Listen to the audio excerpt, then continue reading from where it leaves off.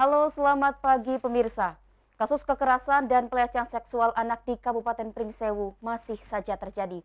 Teranyar adalah kasus pemerkosaan yang dilakukan warga Pringsewu terhadap anak tirinya. Aksi bejat itu dilakukan pelaku sejak anak tirinya masih berusia 9 tahun. Bagaimana peristiwa ini terjadi dan bagaimana bentuk perlindungan yang dilakukan Lembaga Perlindungan Perempuan dan Anak Pringsewu? Akan kita bahas masalah tersebut dalam dialog catatan kasus pekan ini dengan tema Perlindungan Perempuan dan Anak Pringsewu. Kasus kekerasan dan pelecehan seksual anak di Kabupaten Pringsewu masih saja terjadi. Teranyar adalah kasus pemerkosaan yang dilakukan warga Pringsewu terhadap anak tirinya. Aksi bejat itu dilakukan pelaku sejak anak tirinya masih berusia 9 tahun. Kepolisian Pringsewu mencatat sepanjang tahun 2021, setidaknya ada 19 kasus kekerasan seksual terhadap anak terjadi. Yang memprihatinkan lagi, pelaku umumnya orang dekat korban yang seharusnya menjadi pelindung. Bahkan dari catatan iNews, kasus kekerasan seksual sedarah sudah 2 kali terungkap. Terakhir kasus insest terjadi di Pekon Waringin Sari Barat, Kecamatan Sukoharjo, Pringsewu. Pelaku tak lain kakak kandung korban sendiri. Kasus ini terungkap setelah korban bercerita atas peristiwa yang menimpanya. Pelaku nekat menggauli adik kandungnya sendiri karena sudah 6 bulan ditinggal oleh istrinya ke Kepulauan Riau. Tim Liputan iNews melaporkan.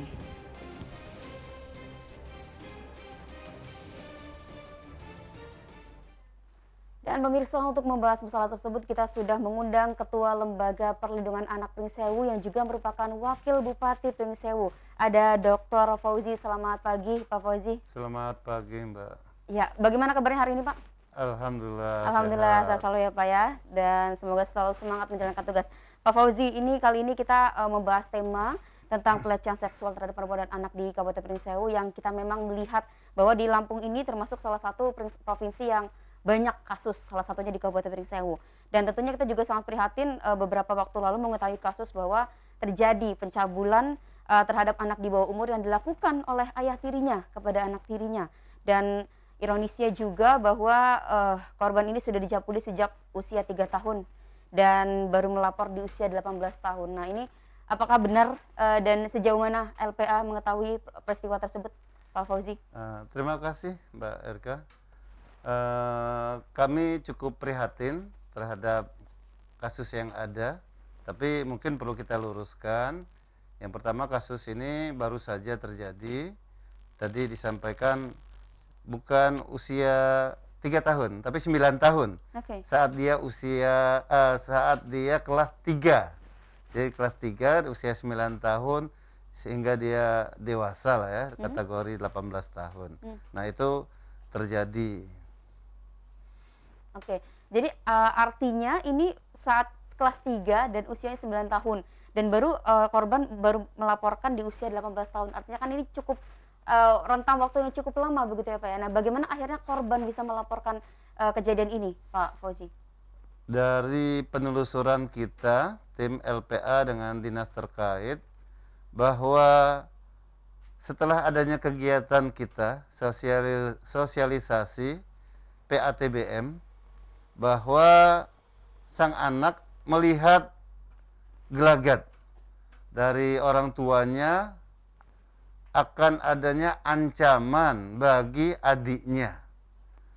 Nah, hal inilah yang membuat si Bunga, kita sebut namanya Bunga, itu melaporkan perilaku sang ayahnya karena takut kejadian yang dia alami itu juga akan menimpa pada adiknya. Artinya pelaporan ini disebabkan karena adanya kesadaran sendiri-sendiri, menghilangkan rasa malu, aib kalau orang lain tahu bahwa dia jadi korban. Tetapi dia memberanikan diri agar sang adik tidak menjadi korban yang sama. Itu titik tekannya. Dan kapan Pak akhirnya peristiwa ini terbongkar? Ya, setelah dilaporkan ini maka mulai dilaksanakan prosesnya. Bahkan ya penangkapan. Jadi ini sedang dilakukan proses dari aparat terkait untuk mengungkap dan berharap akan ada efek jerah bagi yang lain karena mendengar bahwa adanya kasus ini, dan mudah-mudahan andai kata ada yang sama serupa dia akan berhenti, dan yang belum kita harapkan tidak melakukan. Nah itu efek dari kasus yang ada, insya Allah akan berdampak baik untuk kedepannya. Baik, ini di usianya 18 tahun. Nah, apakah si korban ini langsung melaporkan kepada pihak kepolisian atau melalui orang terdekat begitu Pak Fauzi? Ya, artinya setelah adanya pemahaman-pemahaman ini, mereka melakukan pendekatan dengan masyarakat setempat yang memahami akan hak-hak anak dan cara untuk melaporkan kepada aparat kepolisian. Nah, ini dilakukan. Artinya bahwa kita, pemerintah Kabupaten Pringseu, merasa bangga dengan si korban yang melaporkan. Dia menghilangkan rasa malunya, orang tahu bahwa dia korban pelecehan seksual dari usia 9 tahun. Itu dia buang. Karena dia sadar bahwa dengan dia melaporkan akan berdampak positif untuk kasus-kasus yang lainnya. Berharap tidak ada korban seperti diri dia. Dan artinya kepada tetangga begitu ya Pak ya, untuk Iya. pertama kali menceritakannya. Lalu si tetangga yang memproses ini kepada pihak polisian, begitu Pak Fauzi? Iya, karena kita sekarang di Kabupaten Pringseu itu ada namanya perlindungan anak total berbasis masyarakat atau PATBM. Ini bahkan dianggarkan melalui dana desa. Artinya bahkan ada pihak swasta juga yang ikut-ikutan, artinya membantu ya, agar hak-hak anak itu tersosialisasikan di masyarakat. Dinas terkait sudah membuat SK-nya berdasarkan usulan bahwa di masyarakat, di tiap desa ataupun pekon di Kabupaten Pringseu itu ada PATBM. Nah, PATBM ini kan kumpulan dari ibu-ibu masyarakat yang bisa mendengar dan membantu mendampingi si korban dalam hal pelaporan daripada andai kata menjadi korban baik itu kekerasan seksual maupun pelecehan seksual. Iya, baik. Tapi sebelum kita membahas lebih lanjut mengenai PATBM ini, kita kembali ke si korban, Pak. Saat ini statusnya korban apakah masih pelajar statusnya? Tidak, dia sudah lulus. Oke, sudah lulus di Ya. tingkat menengah SMU.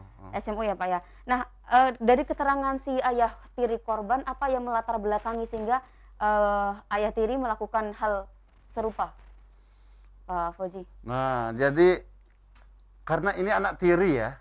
Anak tiri, kasus awalnya itu pada saat sang anak diajarin motor. Diajarin motor, kelihatannya wah tertarik dia dengan sang anak. Lalu dengan kasih sayangnya dan pemberian-pemberian, tetapi cemburunya nemen bapak ini juga. Anaknya nggak boleh bermain di luar. Jadi dikuasai sendiri oleh sang ayah. Nah, mulai terjadi kesempatan-kesempatan itu ada karena dia hanya dengan ibunya. Ibunya juga kan lagi sering tidak ada di rumah. Nah, ini yang terjadi. Artinya niatnya ada, kesempatannya ada, dan itu bisa terjadi. Baik, Pak Fauzi, kita harus jeda sejenak. Pemirsa, obrolan kita semakin menarik dan jangan kemana-mana, kita akan segera kembali tetap di catatan kasus.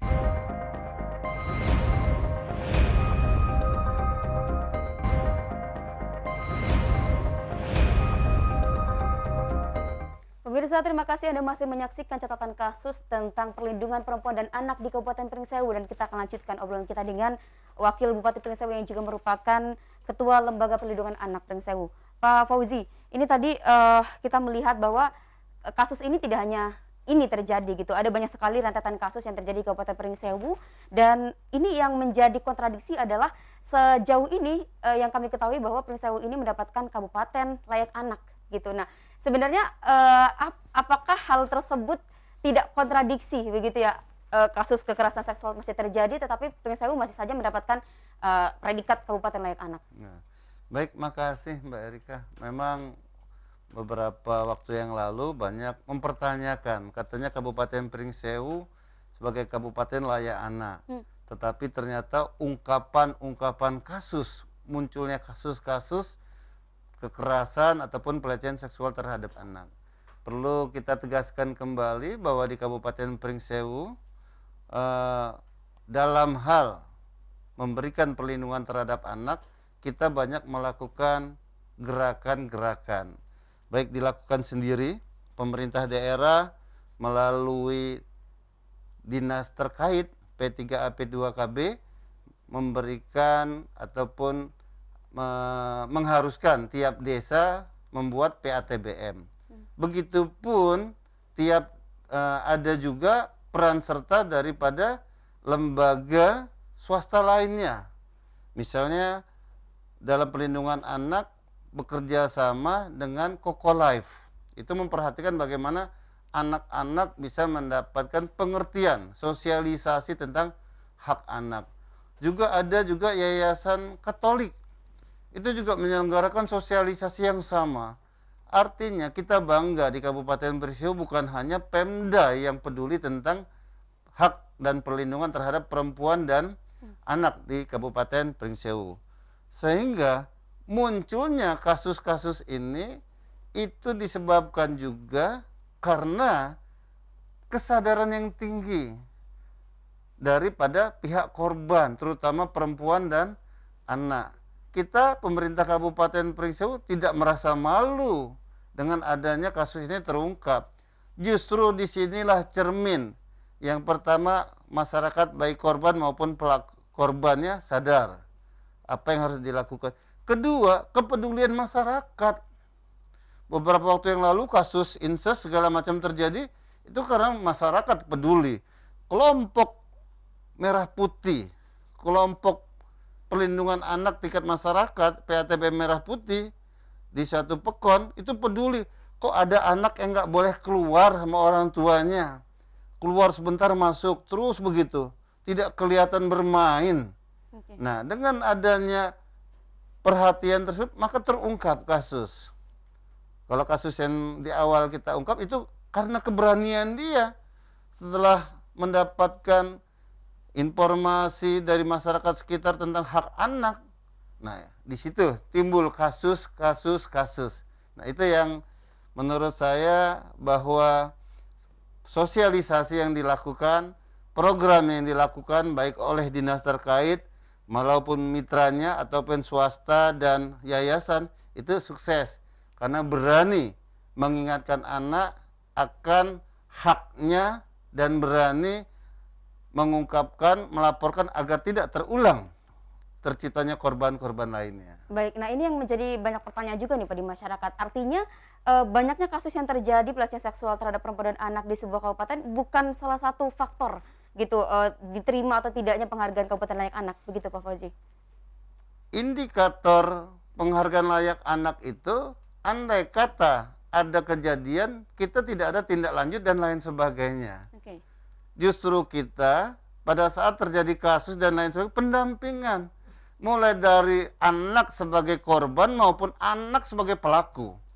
Karena anak itu bisa saja anak sebagai pelaku bukan hanya sebagai korban dianya.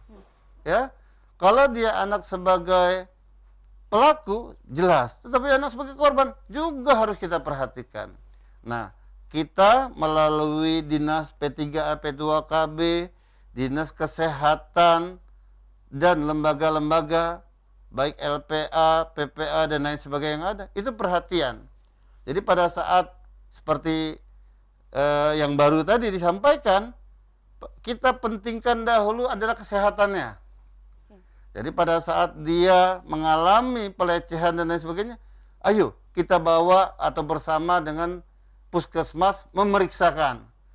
Jangan-jangan gimana nih kondisinya? Ada sakit ikutannya enggak?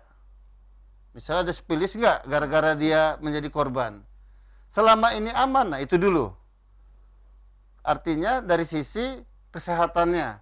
Baru nanti kita perhatikan. Kalau dia misalnya sekolah, nah gimana sekolahnya? Kalau bisa tidak putus. Atau kalau misalnya itu berubah menjadi paket. Oke. Nah ini yang begitu pun nanti psikologisnya. Karena kita bersama dengan psikolog, dampingan daripada anak melalui dinas terkait itu melakukan pendekatan, berharap timbul semangat ataupun dia mengungkapkan lebih banyak. Siapa tahu nanti masih tersimpan.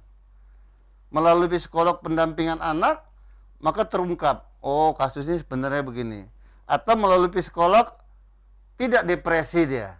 Nah ini, jadi untuk anak, baik itu korban maupun pelaku, itu mendapat perhatian dari pemerintah Kabupaten Pringsewu. Baik, tapi kalau LPA sendiri selama ini memantau tidak Pak? Artinya apakah ada peningkatan begitu ya kesadaran masyarakat dari tahun ke tahun, dari 2020 sampai ke 2021, yang artinya kalau kita lihat saat ini korban sudah berani melapor, apakah sebelum-sebelumnya tidak ada korban yang berani melapor, Pak Fauzi? 2-3 tahun ini kita lihat kasus memang cukup banyak meningkat. Itu semua disebabkan karena kesadaran maupun olah dari sosialisasi yang dilakukan oleh dinas terkait maupun organisasi dan yayasan. Oke. Dilakukan hak-hak anak itu apa, bahwa dia dilindungi. Nah, inilah yang mengakibatkan orang mau melapor, menghilangkan rasa malu dia, supaya mau melapor dan supaya tidak ada korban lanjutannya. Ya, baik Pak Fauzi, kita harus jeda sidak, dan pemirsa jangan kemana-mana, kita akan segera kembali tetap di catatan kasus.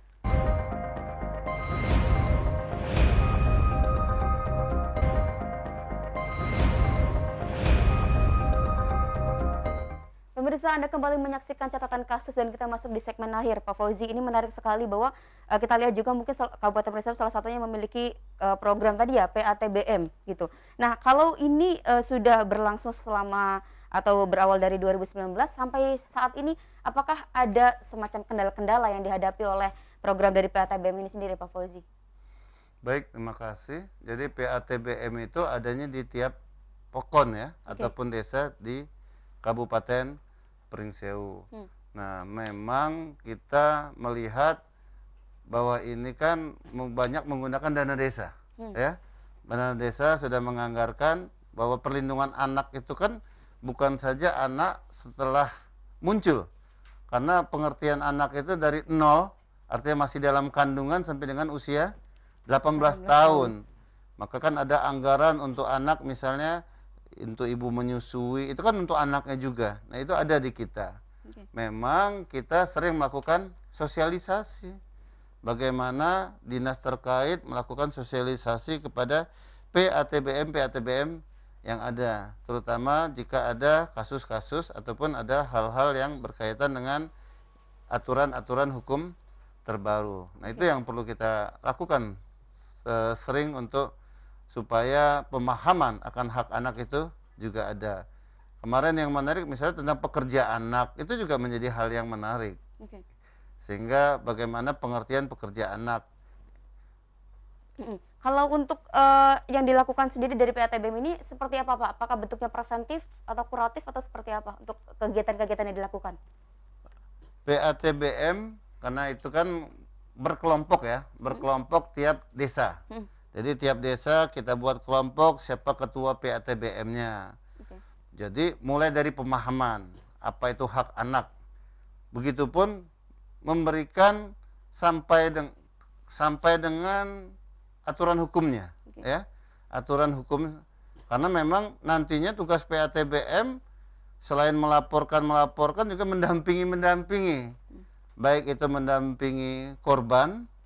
Kalau anak bukan hanya korban kan yang kita dampingi, anak sebagai pelaku pun harus kita dampingi. Bagaimana mereka kelompok PATBM bekerja sama dengan puskesmas misalnya kan gitu. Dan ini kan perlu rayuan untuk sang anak, karena anak kan masih ya mungkin usia anak. Begitupun pada saat mereka kita dampingi di kepolisian, pendampingan ke kejaksaan, begitupun sampai dengan pendampingan ke persidangan. Nah, ini insya Allah bersama-sama karena aktifnya kawan-kawan PATBM bersama-sama untuk dapat terus mendampingi hak anak ataupun baik anak sebagai pelaku maupun anak sebagai korban. Baik, artinya ini benar-benar mendampingi dari awal kasus hingga proses akhir begitu ya Pak ya.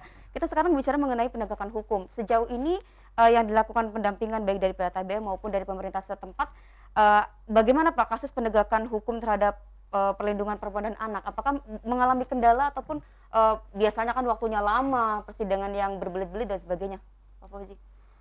Jadi kan memang kalau kita di Lembaga Perlindungan Anak maupun P3A P2KB, untuk anak itu kan harus ada psikolognya. Oke. Nah, di sini mungkin kendala kita karena kita cuma satu ya kalau nggak salah ya. Mhm.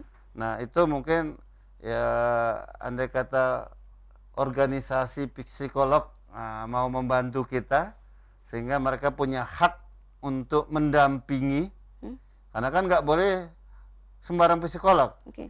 Itu ada psikolog yang sudah mempunyai Mmm, sertifikat dia pendampingan untuk kasus anak. oke. Itu sangat kita perlukan gitu. Mmm, Karena nanti anaknya kan misalnya kasus anak, waktu itu ada anaknya 20 anak. Nah, kalau psikolognya sendiri kan juga kasihan dan waktunya juga karena banyak gitu ya, sehingga dia perlu waktu yang panjang. oke. Artinya dari sisi personil psikolog secara umum, karena kita di Pringsewu baru satu kalau nggak salah kerjasama dengan psikolog tersebut. Nah, itu juga satu kendala kita. Oke. Kemudian yang berikutnya bahwa di Kabupaten Pringsewu ini kalau terjadi persidangan, sidangnya adanya di Tanggamus. Ini juga satu hal yang menjadi apa ya, kendala. Kendalanya maksudnya jauh kita. Oke. Bisa dibayangkan tim kita, tim LPA dan dinas terkait membawa anak, mendampingi anak saat persidangan ke sana. Berarti kan sudah habis sehari itu kan waktunya. Oke. Nah, itu kendala yang ada.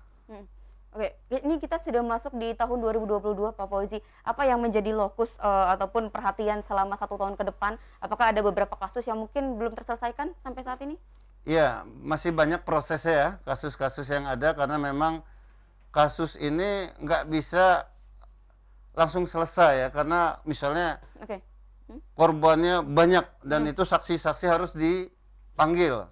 Ya namanya dengan anak kan polisi juga kan ada ketentuan, misalnya dia tidak boleh berpakaian polisi gitu kan. Suasananya juga dibuat suasana untuk tetap melindungi hak anak. Nah, itu juga sampai sekarang prosesnya masih terus berjalan. Baik.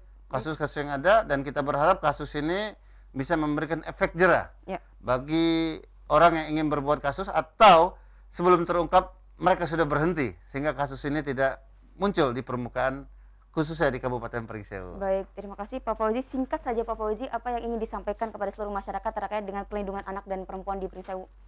Singkat saja Pak. Yang pasti bahwa yang menjadi pelaku daripada kekerasan anak maupun perempuan adalah orang yang harusnya melindungi kita. Oke. Sehingga mari berhati-hati, orang yang harusnya melindungi bisa saja terbalik, dia tidak melindungi kita. Itu pesan. Baik, terima kasih banyak Pak Fauzi sudah ada di studio iNews dan kami ucapkan selamat bertugas untuk rekan-rekan LPA dan yang lainnya. Dan pemirsa, pemerintah Kabupaten Pringsewu terus berupaya menekan kasus pelecehan seksual anak. Usaha ini juga harus dibarengi dengan peran serta dari masyarakat. Dan catatan kasus kali ini berakhir sampai di sini. Saya Erika Widasuti mewakili kru yang bertugas pamit undur diri. Selamat melanjutkan aktivitas Anda dan sampai jumpa pada catatan kasus pekan depan.